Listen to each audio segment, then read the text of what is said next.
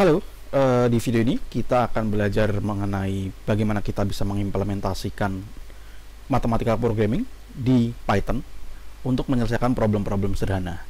Nah, di sini kita punya satu problem kombinatorial yang namanya capital budgeting problem, yaitu sebuah problem di mana kita perlu untuk memilih dari beberapa opsi project yang ada, mana project yang akan kita funding atau kita biayai ketika kita punya sebuah limitasi di capital yang kita punya atau model yang kita punya. Jadi kita di sini ingin memaksimalkan net present value yang bisa kita dapat atau memaksimalkan pendapatan yang bisa kita dapatkan dari funded projects tadi. Nah, di sini kita punya beberapa set notasi dan parameter dan juga decision variables. Ada n, ada yaitu jumlah project yang ada yang bisa kita biayai, misalkan ada 5, 6, 7, 8, 9, 10 atau bahkan sampai 100, 200, 300 projects. Dan ada satu set seperti ini. Jadi dari 1 sampai n, 1 2 3 4 5 sampai n, misalkan n-nya 5 berarti 1 2 3 4 5 dari project yang ada yang bisa kita pilih. Kemudian kita punya 3 parameter, yaitu NP dengan indeks I yang menunjukkan NPV dari project-project yang ada. Kemudian ada CI, yaitu menunjukkan cost atau funding yang perlu kita keluarkan, uang yang perlu kita keluarkan untuk memberikan funding pembiayaan untuk project I. Dan juga limitasi B yang harus kita penuhi. Jadi kita cuman punya uang sebanyak B. Nah, dengan bagaimana cara kita untuk memaksimalkan pendapatan yang kita dapat dari uang sebanyak B ini. Nah, untuk itu kita punya satu decision variable yang bernilai binary atau 0 1, yaitu X dengan indeks I. Nah, di mana X ini akan bernilai 1 jika project I kita pilih dan 0 jika project I tidak kita pilih. Nah, secara lengkapnya kita bisa membentuk sebuah mathematical model untuk capital budgeting problem ini sebagai berikut. Jadi kita punya satu objective function di sini, yaitu untuk memaksimalkan nilai Z, di mana Z ini adalah penjumlahan dari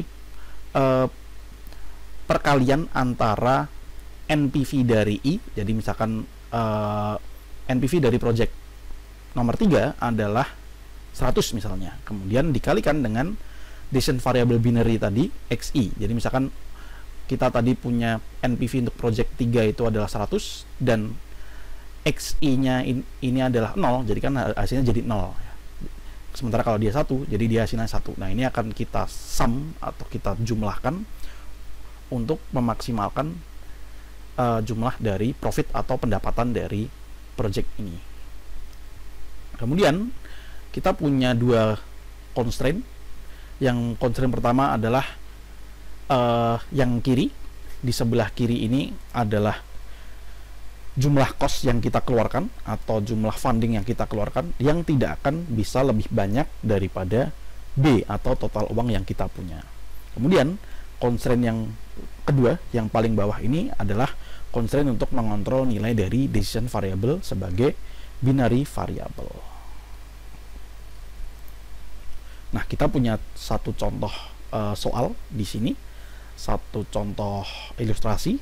Jadi misalkan kita punya 5 project option atau 5 available projects yang bisa kita pilih. Jadi n-nya sama dengan 5 dengan detail sebagai berikut. Jadi project 1 NPV-nya 100, cost-nya 80, dan sampai ke project 5 dengan NPV 110 dengan cost 100. Nah, pertanyaan yang muncul dari sini adalah, jika saya hanya punya 260 rupiah mungkin atau dolar, jadi B-nya sama dengan 260, project-project mana yang sebaiknya saya biayai supaya NPV-nya bisa maksimal?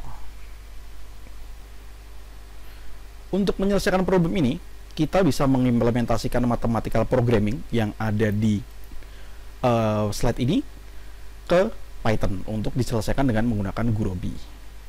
Jadi meskipun di sini kita bisa kita lihat kita punya satu contoh yang sangat simpel ya. Jadi kita punya contoh dengan 5 project saja, ya mungkin ini sebenarnya kita pakai tangan pun juga bisa, manual juga bisa. Tapi bayangkan ketika kita punya 30, 40, 50, 60, 70, 100 sampai 200 pilihan, nah itu akan menjadi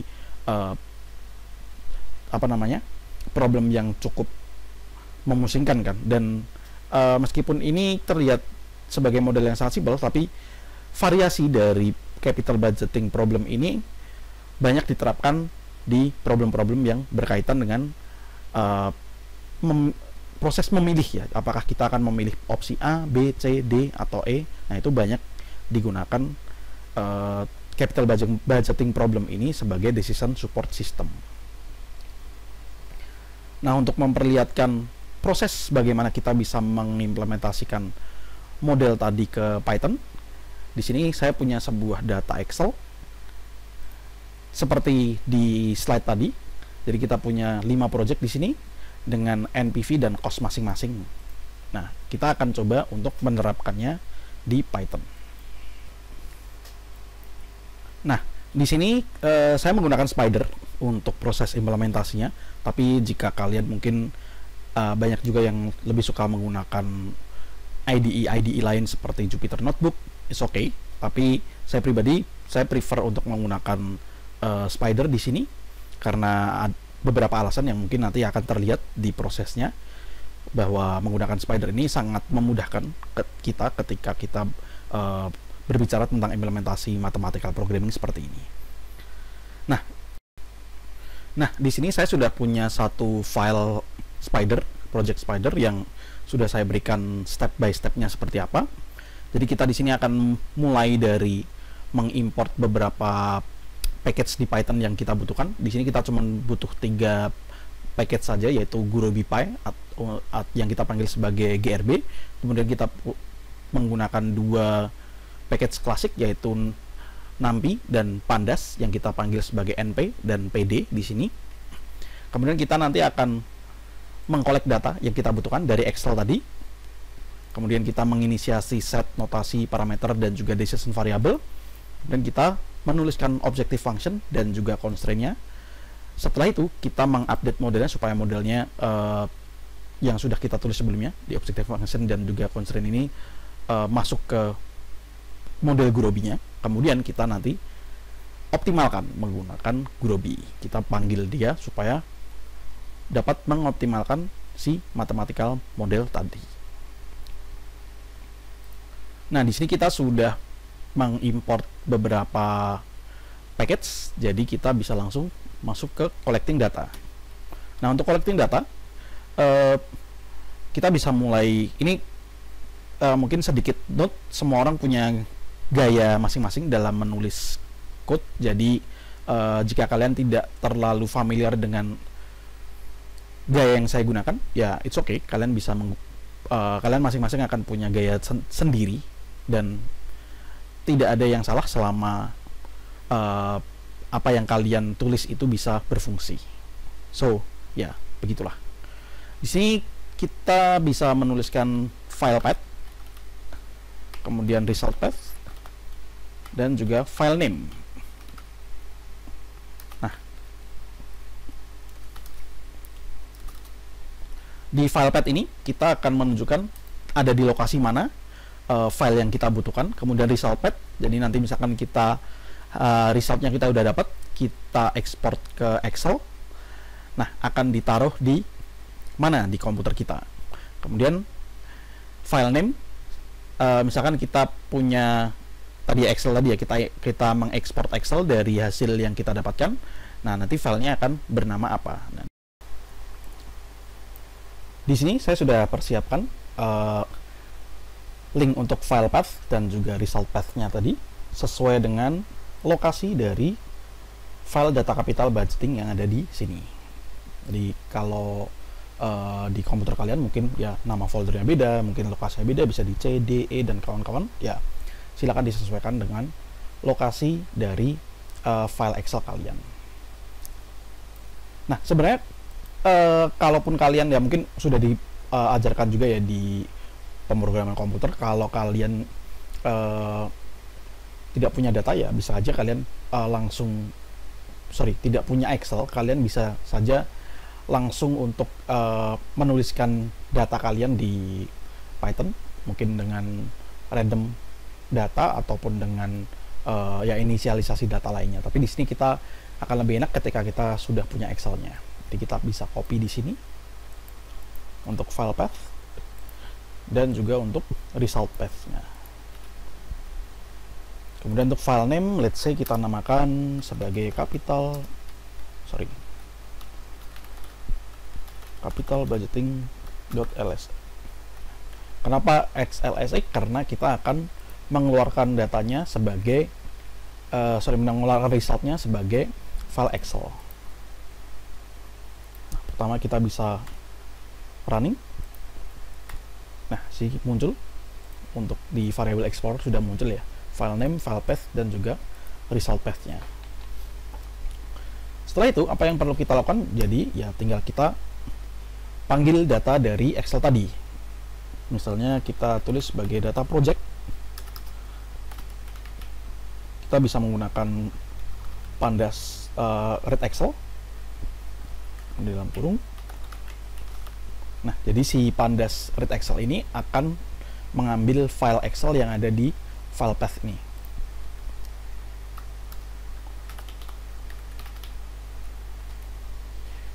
Nah, untuk sheet name kita bisa lihat dulu di sini. Nah, di sini kan sheet-nya namanya adalah project ya. Jadi kita tulis saja sheet name-nya adalah project.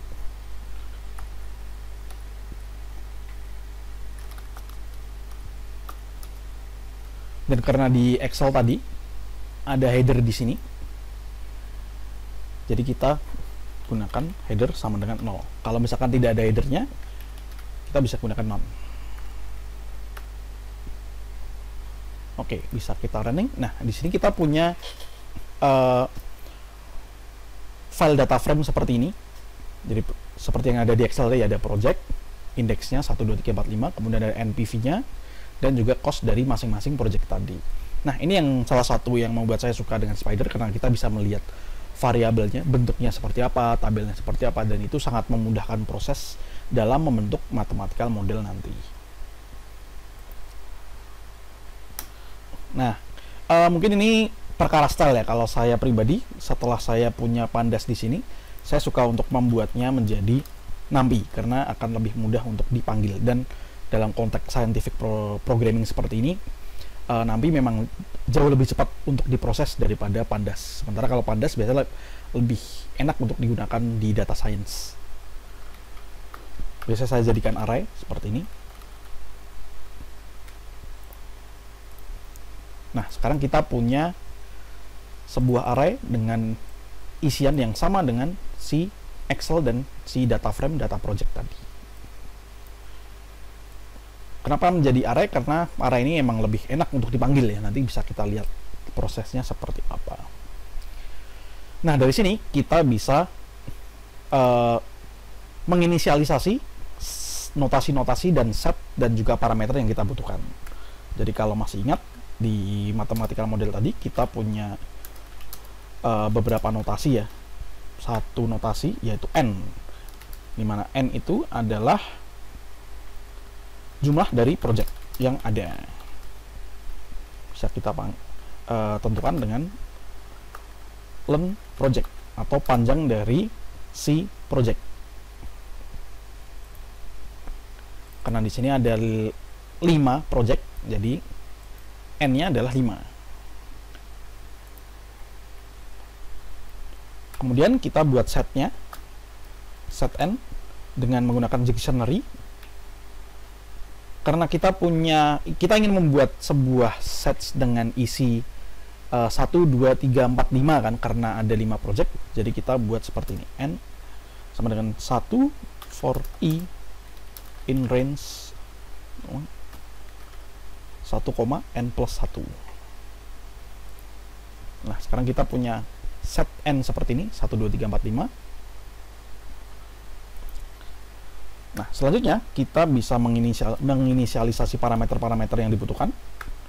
Yang pertama tadi ada NP ya, NPV. Kita bisa menggunakan dictionary juga. Sorry, yang ini harusnya set ya, ini bukan dictionary.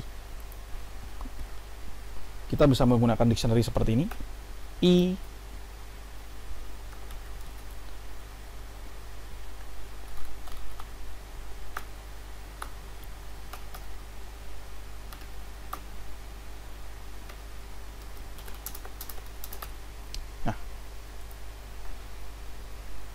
Oh sorry, nggak kelihatan ya karena ada n gede juga, jadi nggak kelihatan di situ. Tapi kita langsung aja dulu. Selain ini NPV, kita sekarang punya juga yang namanya cost kan. Jadi kita copy paste untuk cost. Nah, kita sebut sebagai C kecil. Nah, karena di data project ini si cost ada di paling kanan ya. Sementara kalau Python kan dia mulai indeksnya dari 0. Jadi kan dia ada di nomor 2. Kenapa di sini I-1? Karena I di sini mulai dari 0. Sementara kalau di set I-nya yang paling kiri adalah 1. Nah, ini berarti ini 2. Nah, sini kita punya dictionary seperti ini. Kita juga punya dictionary NP dengan nilai sama dengan yang ada di data frame.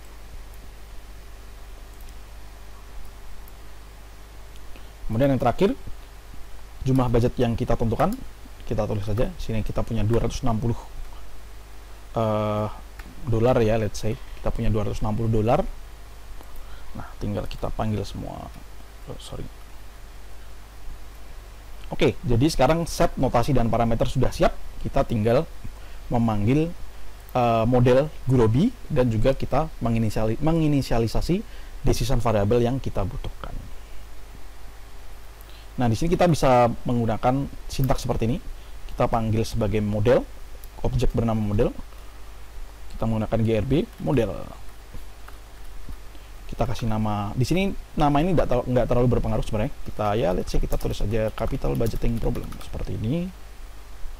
Kemudian kita membuat decision variabelnya. Decision variable di sini kita cuma punya satu decision variable yaitu x. Di mana x kita bisa menggunakan model add var. Karena si x tadi lebih dari satu kan ya. Kalau kita lihat di sini, nah x ini kan iteratornya adalah i member of n, jadi akan ada 5xi kan di sini. Berarti kita menggunakan vars dalam kurung. Nah, jumlahnya adalah sejumlah n, jadi nanti akan ada x1, x2, x3, x4 dan x5 dengan nilai sebagai berikut.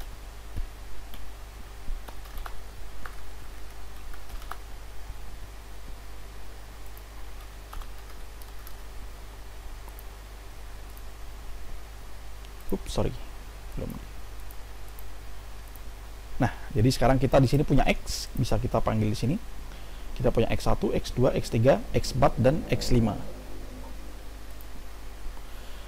Oke, jadi kita sudah punya set, kita punya notasi, kita punya parameter, dan kita punya decision variable. Selanjutnya kita sekarang bisa menuliskan modelnya.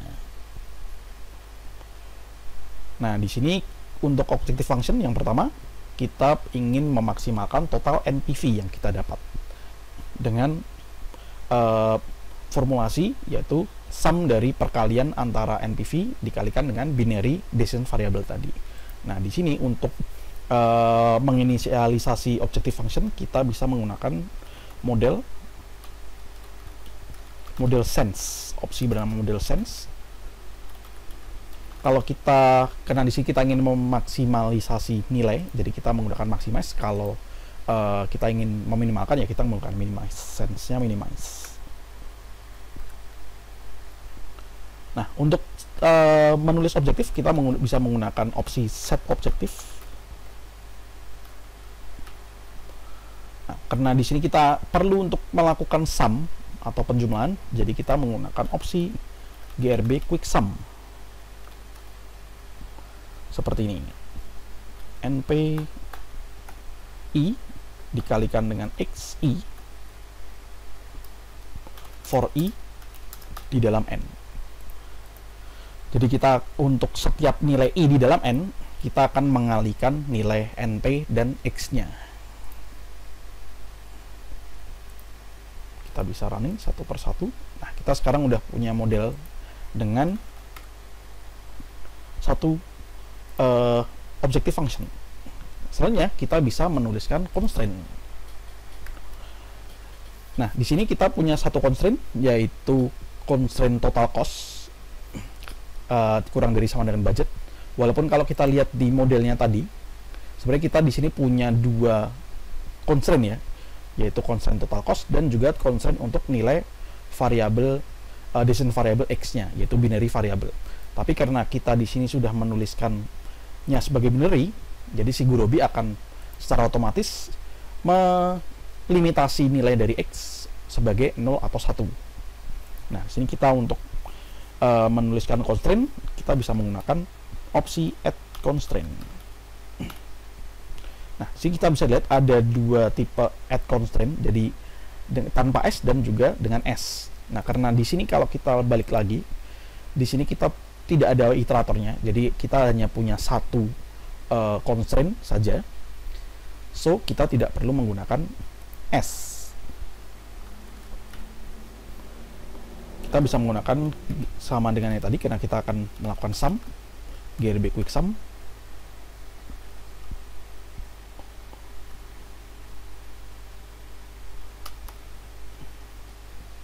Oh, sorry, ini harusnya C ya.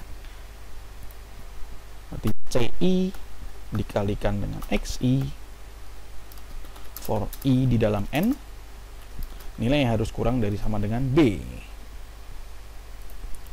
Ya, karena di sini udah kelihatan awaiting model update, jadi tulisan kita udah sukses untuk memasukkan si constraint dan objective function ini ke dalam objek model. Tapi sebelum kita bisa mengoptimalkan problem ini dan juga case ini, kita perlu untuk menulis yang namanya model update. Perbedaannya apa? Kita lihat sini. Kita ketik lagi model. Nah, di sini kita bisa lihat ada satu constraint dan juga ada 5 variabel. Sementara tadi sebelum kita model update masih ada 0 dan 0. Jadi sebelum kita mengoptimalkan semuanya, kita perlu untuk memanggil yang namanya model update terlebih dahulu. Nah, selanjutnya kita tinggal melakukan memanggil Gurobi untuk mengoptimalkan si model ini. Nah, sebelumnya kita bisa mulai dulu dengan menuliskan batas waktu yang kita berikan untuk Gurobi. Jadi menggunakan parameter time limit. Misalkan 7200, berarti kayak ini 2 jam ya. Nah, kenapa kita perlu melakukan ini? Jadi bayangkan saja kalau mungkin di sini case kita kecil ya, kita cuma punya 5 project gitu. Tapi ketika kita punya 5 project ini, sebenarnya kan kita berarti punya beberapa kombinasi ya, 2 pangkat 5 kan sebenarnya. Karena ada binary 1 dan 0 kan. Berarti ada 2 pangkat 5 kombinasi, dan itu relatif kecil untuk komputer kan. Tapi bayangkan kalau kita punya let's say 300 opsi project dengan constraint yang bertambah, tidak hanya ini misalkan. Nah, itu proses untuk kita mencari solusi yang ada di dalam solution space itu akan sangat rumit, dan most likely si Gurobi ini tidak akan bisa sampai ke titik global optimum dalam waktu beberapa, walaupun sudah tunggu 1 hari 2 hari, bisa jadi tidak akan ketemu. Dah biasanya kita cukup membatasi itu selama 2 sampai 4 atau 5 jam gitu. Jadi ya secara praktikal ya, ketika kita sudah menunggu sampai 5 jam, ya mungkin it's time to switch method. Kita bisa menggunakan method lain seperti algoritma heuristik, misalnya meta heuristik. So di sini kita coba saja dengan limitasi 2 jam. Baru setelah itu kita bisa memanggil opsi model optimize untuk mengoptimalkan nilainya. Kita bisa coba dulu. Nah, bisa kita lihat di sini si model sudah teroptimalkan, tapi susah untuk dibaca nih. Dan resultnya di mana? Nah, kita bisa tuliskan beberapa sintaks tambahan untuk mengamankan atau menuliskan si menyimpan result yang kita punya. Nah, kita bisa menggunakan opsi seperti ini. Jadi kalau status dari si model tadi tidak optimal,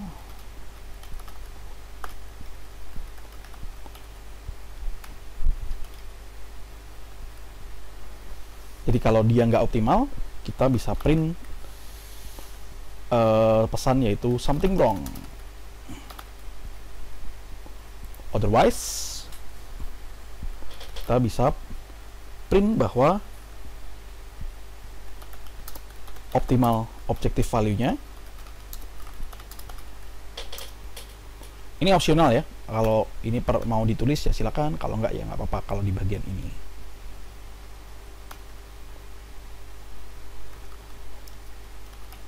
Model objective file. Nah, kemudian kita bisa menyimpan resultnya sebagai variabel di variable explorer. Jadi kita bisa menggunakan opsi seperti ini. Kalau saya pribadi saya suka menggunakan di depannya saya tulis result supaya nanti di variable explorer bisa terlihat urut ya. Misalkan karena kadang-kadang kita perlu menyimpan tidak hanya objective value-nya tapi juga mungkin hasilnya seperti apa, kemudian mungkin running time-nya berapa itu dan variabel-variabel lain. Nah, jadi kita bisa menganalisisnya lebih simple, lebih praktis.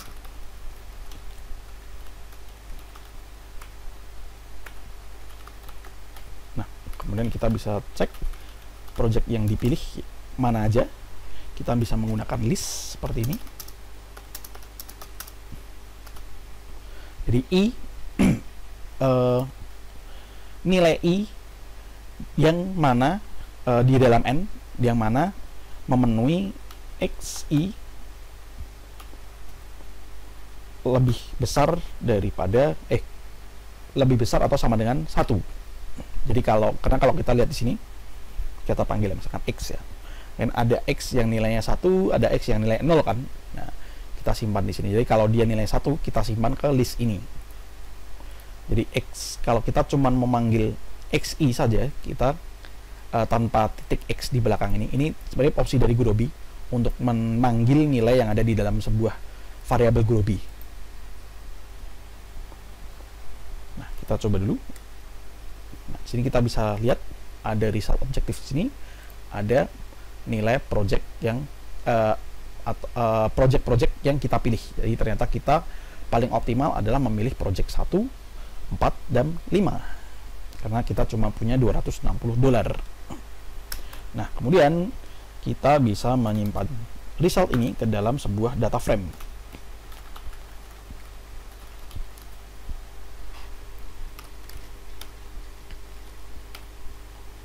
Kita tulis objective function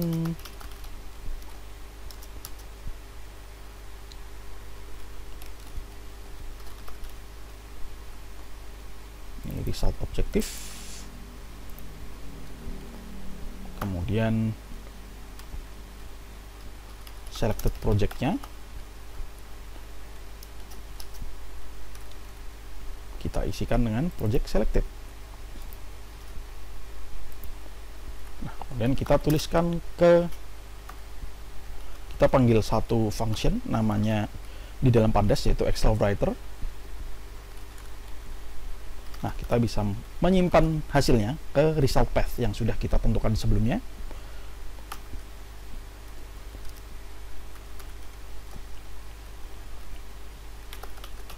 Ke dalam file name as writer. Dan menggunakan Excel kita bisa menyimpannya. Nah, sini kita indeksnya false dan headernya true. Oke, kita coba lagi. Nah, kita cek dulu di Windows Explorer. Oke, sekarang kita punya satu file Excel namanya Capital Budgeting. Kita lihat. Nah, bisa lihat sini ada objective function sebesar 310 dan selected project 1, 4, dan 5. Kalau kita balik lagi ke ilustrasi case tadi, jadi kita akan memilih untuk membiayai project 1, project 4, dan project 5 dengan total NPV 310 dan total cost-nya 80 tambah 80 tambah 100 tepat 260. Nah, jadi kira-kira seperti itu yang bisa kita lakukan dengan Groby dan Python untuk mengimplementasikan sebuah mathematical model. Ini adalah contoh yang mungkin sangat simpel, dan ya kita bisa lihat problemnya sangat tidak kompleks ya, karena kita cuma punya satu objective function dan kita punya satu constraint saja. Tapi ya balik lagi, yang namanya basic itu sangat penting. Jadi ketika kita sudah tahu oke, frameworknya kira-kira seperti ini, ya yang lainnya tinggal perkara untuk kita membangun intuisi kita ketika membangun model yang kira-kira representatif dengan kondisi asli saja. Dan untuk proses penulisannya ya kira-kira tidak akan jauh dari proses seperti ini.